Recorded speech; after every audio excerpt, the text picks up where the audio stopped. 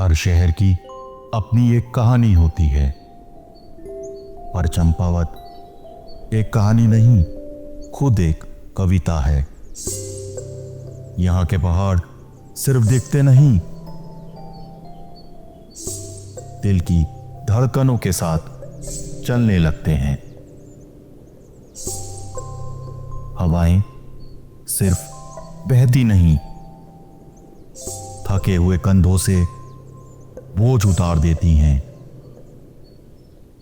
और यहाँ का आसमान आपको सिर्फ ऊपर देखना नहीं, अपने अंदर झांकना भी सिखाता है।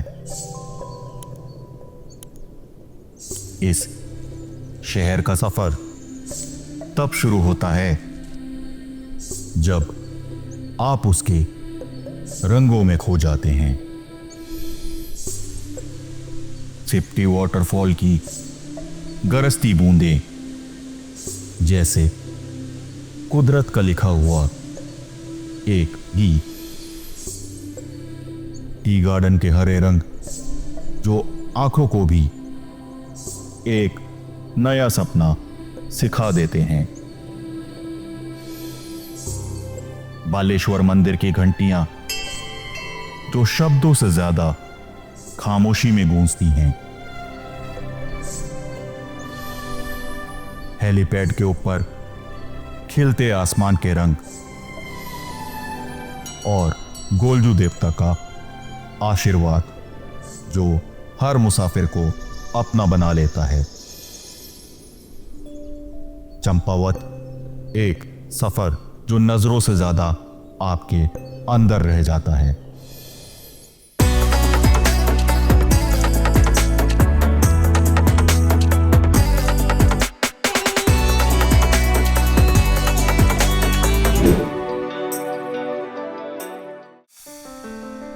जिंदगी के सफर में कुछ रास्ते ऐसे होते हैं जो सिर्फ मंजिल तक नहीं ले जाते, वो आपको खुद के अंदर तक ले जाते हैं। और चंपावत के एक छुपे हुए कोने में ऐसा ही एक रास्ता है, सिप्टी वाटरफॉल का। ये सफर शुरू होता है एक फॉरेस्ट ट्रेल से। पत्थरों से भरे हुए रास्ते, ऊंची घाटियां और बीच बीच में गिरती हुई सूरज की रोशनी जो पेड़ों के पत्तों के बीच से आती हैं। लगता है जैसे कुदरत अपनी खिड़की खोलकर आपका रास्ता रोशन कर रही हो। कभी आपको बड़े बड़े पत्थर पर पैर जमा कर निकलना पड़ता है, कभी एक छोटी सी नदी को पार करना पड़ता है। और उस समय लगता है जैसे ये सफर आपको एक नई चीज सिखा रहा है कि मंजिल तक पहुंचने का असली मजा सिर्फ रास्तों में ही नहीं, उन छोटे छोटे ऑब्स्टिकल्स में भी है। जब आप थोड़ा और आगे बढ़ते हैं, फॉरेस्ट खुलने लगता है और फिर एक मोड़ के बाद पहली बार सामने दिखता है सिप्टी वाटरफॉल। एक बेहद ही शक्तिशाली लेकिन शांत दृश्य। पहाड़ों से गिरता हुआ सफेद पानी जो नीचे आके जैसे एक राग बनाता है। सिप्टी वाटरफॉल के सामने आकर ऐसा लगता है शायद जिंदगी भी इसी पानी की तरह है, कभी तेज गिरती है, कभी शांत बहती है, पर हर बार अपना रास्ता खुद बना ही लेती है।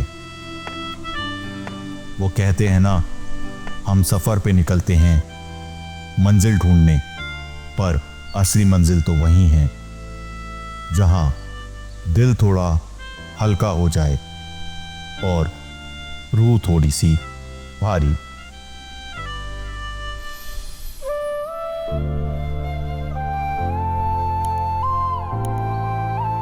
शहर के शोर में हम अक्सर भूल जाते हैं कि जिंदगी का असली टेस्ट एक कप चाय से भी ज्यादा गहरा हो सकता है और उसी टेस्ट की एक छुपी हुई कहानी हिमालय के इस छोटे से कोने में लिखी गई है।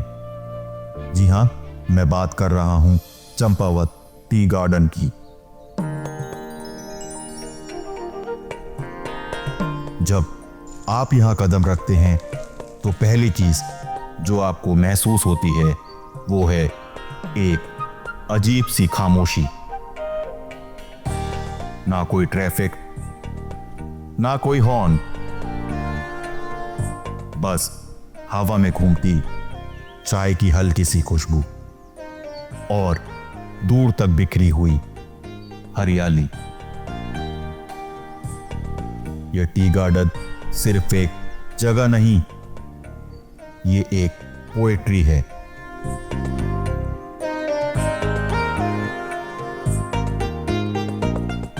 जो मिट्टी और पत्तियों से मिलकर लिखी हुई है। हर एक पत्ती धूप के साथ एक नया रंग दिखाती है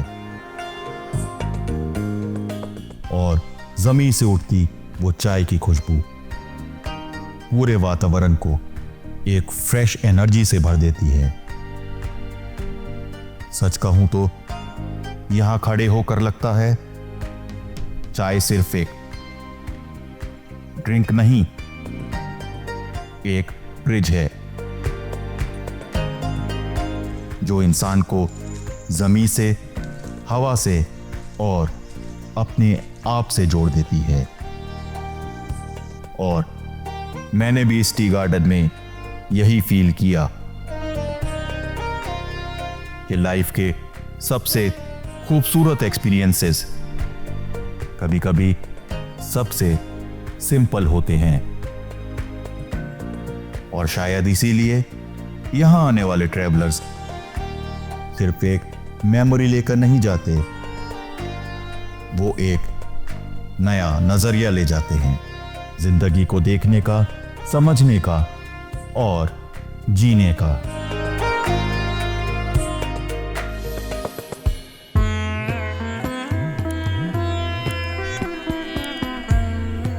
हर शहर का एक दिल होता है और चंपावत का दिल धड़कता है बालेश्वर मंदिर में।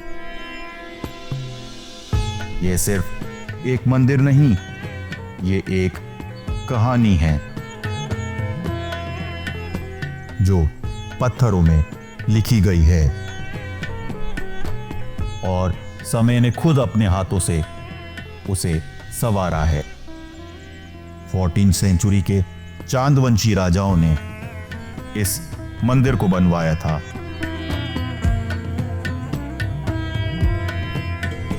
और आज सदियों बाद भी इसके पत्थर अपनी खामोशी में वो सब कह रहे हैं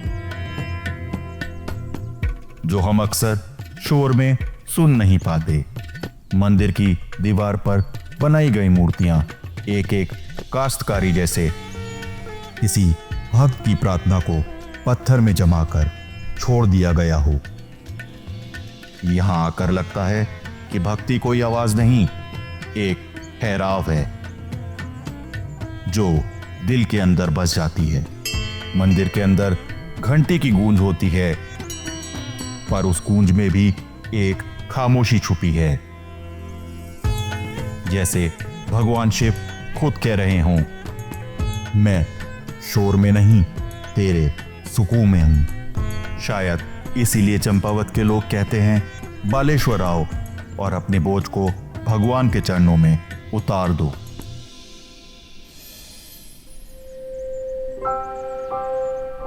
मंदिर से थोड़ा दूर चंपावत का एक और रंग है, हेलीपैड। ज्यादातर लोग इसे एक लैंडिंग ग्राउंड के रूप में देखते हैं, पर अगर आप थोड़ा रुक कर देखो तो ये सिर्फ एक हेलीपैड नहीं, एक खुली डायरी है जिसमें आसमान अपने रंग लिखता है। शाम को जब यहां सूरज ढलता है तो लगता है जैसे पूरा शहर सुनहरे रंगों से रंग दिया गया हो।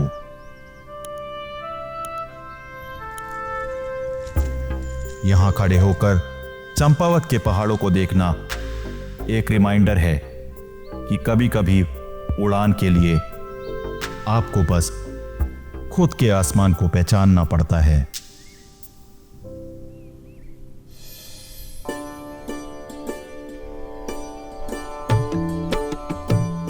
चंपावत का सफर बिना गोलजू देवता के आशीर्वाद के अधूरा है, जहां हर ख्वाहिश, हर प्रार्थना एक घंटी के साथ आसमान तक पहुंचा दी जाती है। गोलजू देवता कुमाऊं के न्याय देवता हैं और यहां इंसाफ कागजों पर नहीं, घंटियों की गूंज में लिखा जाता है। मंदिर के चारों तरफ हजारों घंटियां लटकी हैं, कोई छोटी कोई बड़ी, जैसे हर एक घंटी एक अलग कहानी कह रही हो। किसी की दुआ पूरी होने की आवाज, किसी का विश्वास जिंदा होने की गूंज।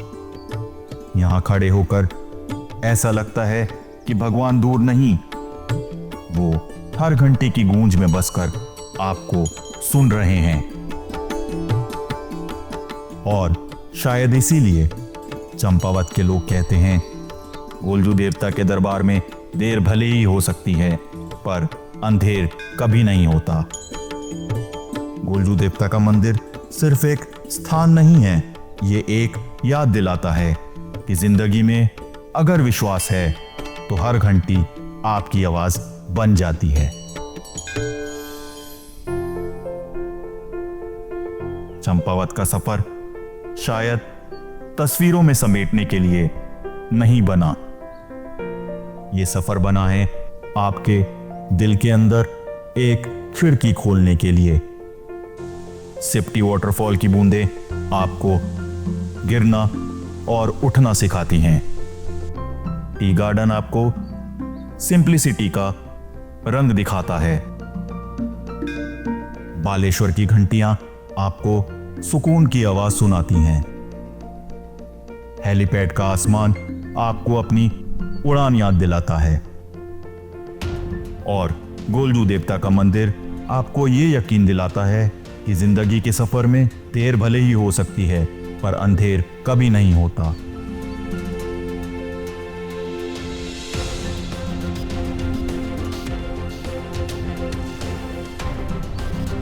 चंपावत सिर्फ एक जगह नहीं, ये आपके सफर की वो लाइन है जो बार बार पढ़ी जाती है